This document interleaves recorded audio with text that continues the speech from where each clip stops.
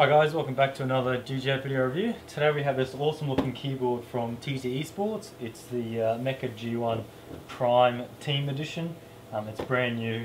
This keyboard is really rare. If you search for this on YouTube, you'll probably only see 2 to 3 videos on there at the moment. All the others are of the black one or the white one, but this is the brand new dark red version.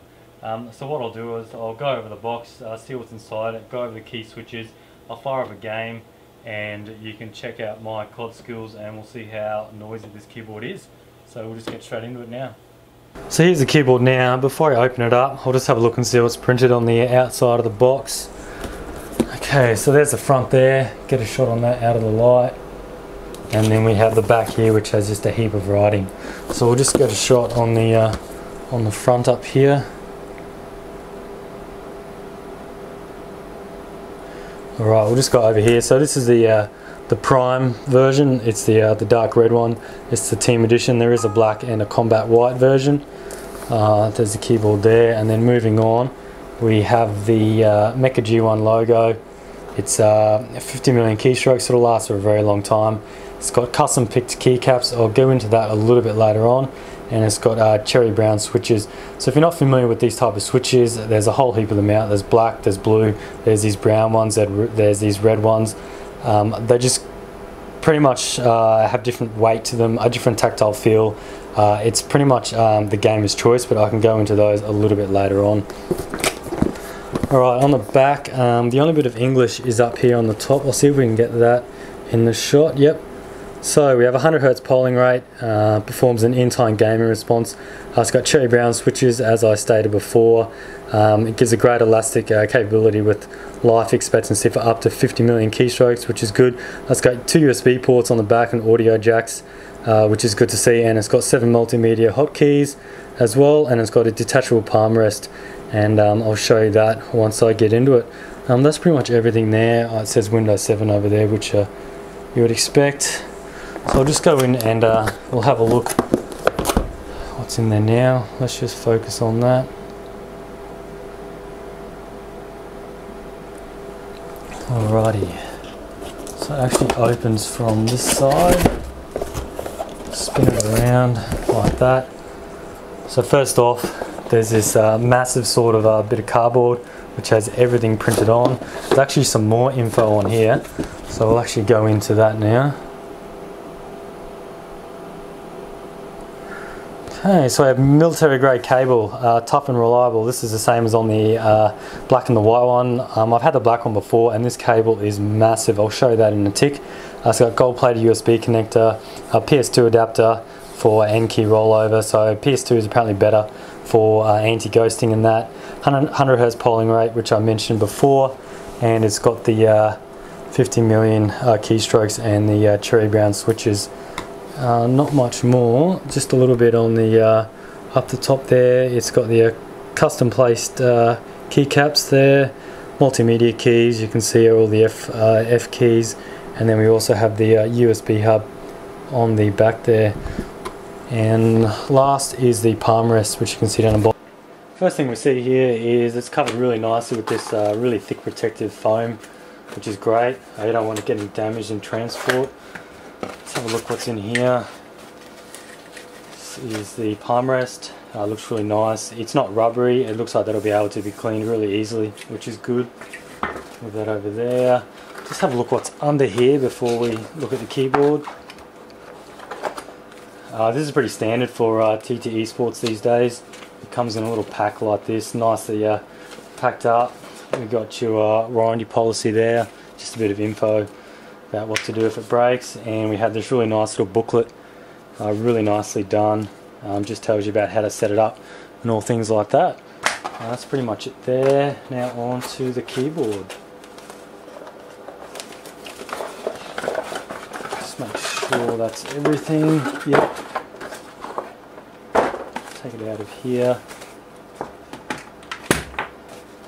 and that's the keyboard there. Actually, I might get a closer view on this, so I'll just move the camera closer and we'll see how it looks. First off, I'll just cover the cable because it is classed as a military grade cable. It is quite crazy, the thickness of this. It is literally about the thickness of a finger. It is really sturdy, and that is never going to break. The length of this is, I would say, it's hard to say here, but once that's all wrapped up, I'll probably say about 1.2 meters all up, which is a decent length. And with the connectors, you've got your PS2 adapter, which some people may still use, and you've got your hub, which is on the back. I'll show you that. So that's just a 2-port USB hub. That's what gives that power. You've got your actual keyboard connector, and you've got your microphone and your headphone jacks there, and I'll show you where they are on the back as well. So they're all gold plated, which is good to see. I'll start with the keyboard from left to right. I've also got the black version of the Meka G1. We can just listen to how the different keys sound and how they feel, and I'll just remove some of the caps so we can see what the actual switches look like. Alright, so pretty much standard there. The only thing is you've got a FN key instead of your Windows key here. That'll be for your multimedia controls along the top. Now some people really do prefer to have a Windows key there. It just really depends. You do get an FN key over here, which I guess isn't too bad. I do like them on both sides, but it's no real big dramas. You can get used to them pretty quick. And then over there, so pretty much it's just your standard layout. Everything's gone into the design in developing this keyboard. Doesn't have fancy LEDs and all fancy attachments. It's purely just a gaming keyboard, and that's its purpose. So if you look over here, I've now got the black version and the prime, like that. Just make sure those are focused. So what I'll do is, first of all, I'll just move the mic a little bit so we can hear the sound. So this is the S on the prime. And now I'll just do the S on the black one. So this black one is relatively new as well, so it's not like the age is affecting the noise, but you can definitely tell there is quite a large difference in the sound there. I've been reading up, and the cherry brown switches on this one are more tactile, hence why you can hear the more sort of springy and noise effect. They're not meant to be clicky though, but they're just tactile, and they have an actuation force of 45 grams. And they have a peak force of 55 grams, whereas your black original Meka G1 has an actuation force of 60, and it has a travel from 40 to 80 all up. They both have a key travel of 2 millimeters to the actuation point and 4 millimeters to the bottom. And the black version isn't tactile and it's not clicky, so that's probably why it's got a more of a dull sound. So what I'll do now is I'll just pull off a keycap so we can have a look. So there's your brown in there, there's a little switch, and then we'll just pull one off the black one here, and you can see it's a black switch there. Many different brands used different keys for the switches. It purely depends on your type of gaming style. I recommend, if you're after a mechanical keyboard, it's best to Google mechanical keyboard switches, because there's about 10 different types, and they all give you different grades in gaming and things like that. Just move that one out. And as for the palm rest, it simply just clips on like most standard ones. Just goes under like that, and if you look under there, that's how it goes on, like that. And then that's pretty much the bottom. We do have some feet here like that, and then just like that. And then when you put it back, I do prefer having a keyboard that sits up a bit. It just feels right. So, and then that's it there, like that.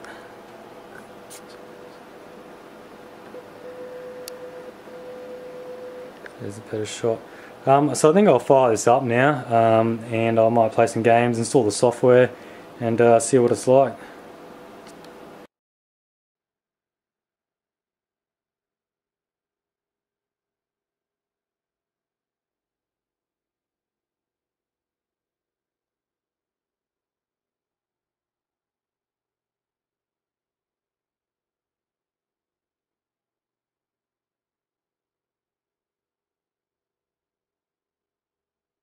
So as you just saw, the keyboard looks pretty good on a desk. Certainly something to make a feature out of it. It looks better than your old school just black keyboards. What I've done now is I've just fired up a game of Black Ops 2. I'm going to put the mic relatively close to the keyboard. I'm just going to clip it onto the bench here, and it probably might be a little bit too close, but this will just give you an idea of what the keyboard sounds like and that.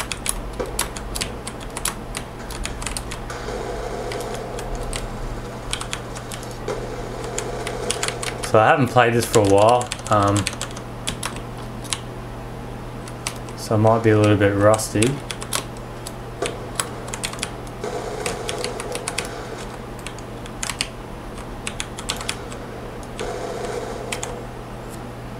Oh well, that was the victory there.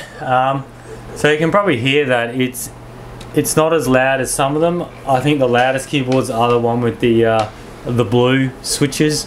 This one is the brown one, so it's quite soft, which is good. Alright, so there you have it, guys. I just want to point out some extra things with this. First of all, the colours, you probably noticed, they're pretty far out colours. I think it looks great. People might just like a black keyboard, but I think this is a great idea. It stands out, it looks good. The weight feels good. It's not too heavy, it's not too light. And also the build design, it feels strong as, and it feels like I could knock my opponent out after the game. It's built that strong, and it feels great to play on. I've used the black version over here for quite a long time, so the main difference is just the colour, and the key switches are brown instead of black, and that's pretty much it for that. So I just want to thank TT eSports for sending out this keyboard, and thanks for watching, and please subscribe for more videos in the future.